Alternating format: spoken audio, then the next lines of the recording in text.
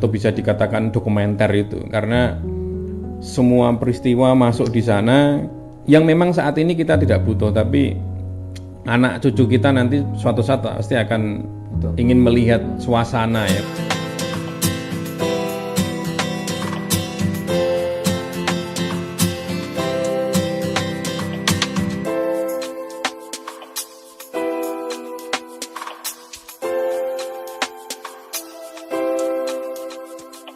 Ya, pertanyaan pertama yaitu gimana kabarnya job syuting di masa pandemi ini? Apakah jalan ataukah semakin menurun gitu?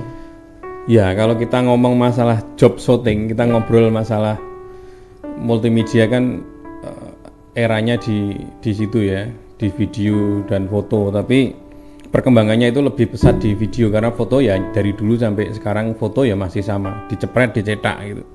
Paling bedanya adalah performa kameranya, karena harga kamera tentunya berbeda. Perubahannya itu. Tapi kalau di video tentunya berbeda. Jadi event-event virtual sekarang ada, event virtual, lalu live streaming, dan itu menuntut seorang videografi untuk mau nggak mau harus upgrade alat ke sana. Kalau nggak mau ya tetap di era konvensional zaman dulu, video syuting kayak foto, gambar diambil, diedit, lalu dikasih ke konsumen dalam bentuk DVD. Nah, tetapi ada sekarang trennya yaitu clip wedding. Clip wedding itu sebenarnya trennya itu bukan tren sekarang, tapi tren sebelum pandemi. Sebelum pandemi itu mereka sebenarnya sudah banyak sekali clip wedding atau sinema atau wedding sinema atau apalah namanya, karena penyebutannya itu berbeda karena terserah orang yang nyebut ya. Atau klip atau film wedding dan lain-lain. Itu sebenarnya sudah sejak lama, sejak saya 10 tahun yang lalu pun sudah bikin kayak gitu, tapi memang respon dari konsumen memang berbeda, tidak seperti sekarang. Sekarang ini kan orang karena sudah tidak ada pekerjaan, akhirnya tiap hari lihat handphone, lihat sosial media, sehingga mereka akhirnya melihat teman-temannya yang menikah itu share di Instagram. Ini era pamer ini kan sudah mewabah. Jadi ya kan memang seperti itu. Jadi clip wedding ini tujuannya untuk apa? Ya memang untuk pamer itu.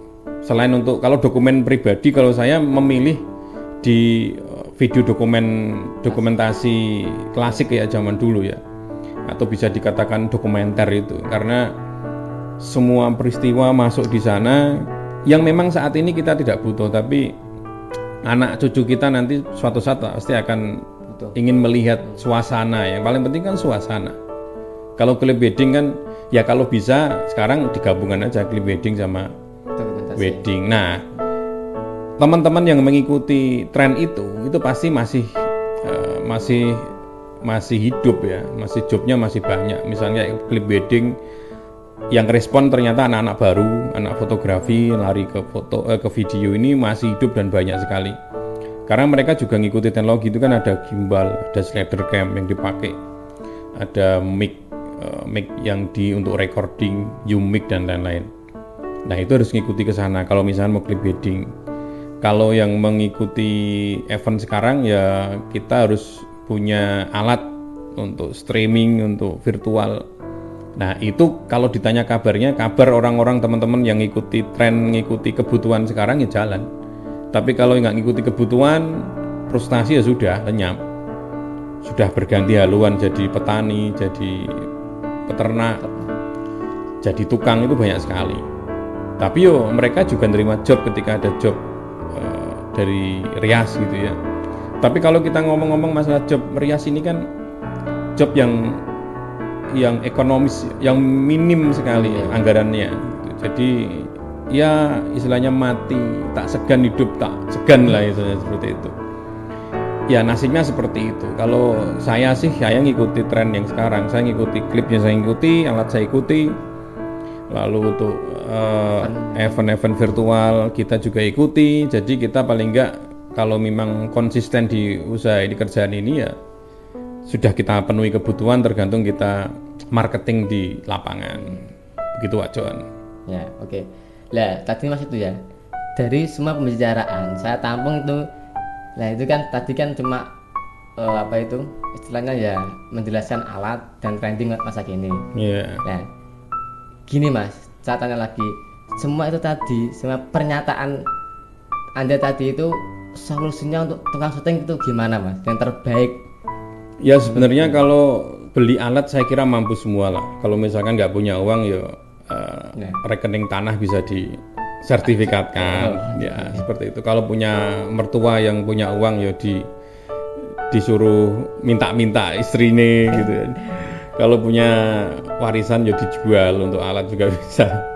Ini pasti netizen pasti akan agak sedikit ini ya. Heboh. Ya, tapi saran saya itu sebenarnya bukan itu kan yang konsisten di usaha ini, tapi menurut saya yang harus diperlukan adalah konsistensi itu orang itu harus konsisten. Kalau memang pekerjaan ini dianggap sebuah pekerjaan yang baik, yang masa depan baik, masa depan yang bagus ya harus dibenahi semua. Yang kemarin memang tidak ada ya sekarang diadakan, yang kemarin belum bisa sekarang bisa.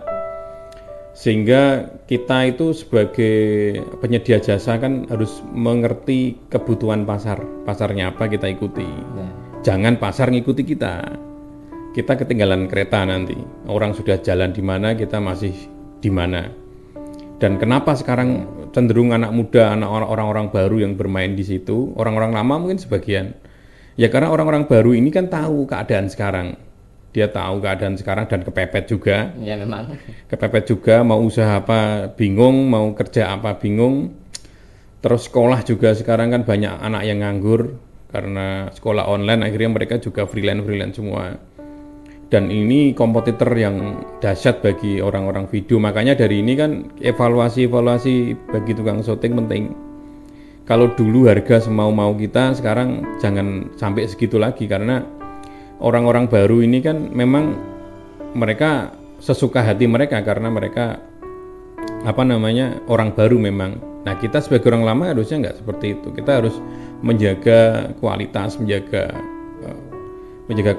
menjaga mutu, menjaga semuanya. Karena kita usaha ini tidak hanya semomentum pandemi kayak ini aja, tapi dari dulu kalau saya sudah hampir 15 tahun lebih sampai ya mungkin mau jalan 20 tahun. Jadi kan paling nggak tahu lah kondisi seperti ini udah biasa. Masa 20 tahun itu? 20 tahun hampir mungkin, sekarang 18 tahunan mungkin. Dan masalah kayak gini kalau orang-orang lama udah biasa. Kalau di Jawa itu ada namanya tahun dudo. Tahun dudo, tahun duda lah. Jadi tahun dudo itu istilahnya 1 tahun job hajatan orang itu nggak ada. Dan itu ya santai-santai aja saya. Karena selain event itu kan ada, lalu kita bisa bermain di luar kota. Lalu kita juga punya usaha yang lain untuk mensupport usaha itu. Kalau main di jasa itu seperti itu.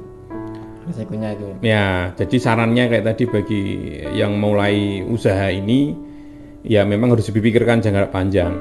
Bagi teman-teman yang sudah kecemplung usaha ini udah lama, ya dipikirkan ulang ini konsisten ke sini atau enggak. Kalau memang enggak konsisten ya alat dijual aja. Ditinggalkan ganti usaha lain, tapi kalau konsisten ya harus ngikuti tren, ngikuti zaman sekarang. Begitu Pak Johan. Oke. Nah, ini tadi semuanya sudah tertampung, ada solusi untuk tukang syuting, ada pernyataan. Ini kan saran saya, bukan solusi ya. Saran. Nah, yang ketiga ini Mas, ini yang soal kan tadi kan Anda kan bilang anak-anak baru gitu ya. Itu saran atau solusinya itu bagi anak-anak baru itu gimana Mas? Ya kalau bagi anak-anak lulusan SMK, lulusan kuliah atau lulusan dari studio mana baru bikin usaha ini, ya harus dipikir jangka panjang. Jangka panjang itu tidak kayak orang ngikutin arus, misalkan ini semua enggak, tapi semua usaha itu ada yang sukses, ada yang enggak sukses, ada yang berhasil, ada yang enggak, ada yang bangkrut, ada yang sukses gitu kan. Seperti itu. Jadi semua usaha seperti itu. Yang paling penting adalah konsistensinya, ilmunya ditambah, peralatannya disesuaikan dengan kebutuhan pasar, ilmunya ditambah. Kalau yang itu sudah dapat semua, yang dipikirkan marketing lagi ya? Marketing, karena kan selama itu tukang syuting itu kan jarang mikir marketing. Dia hanya nemploknya itu marketingnya ya tukang rias jadi marketing sendiri, jadi kayak agennya tukang rias. Dia nggak mau berdiri sendiri, marketing sendiri ke konsumen, kan jarang sekarang.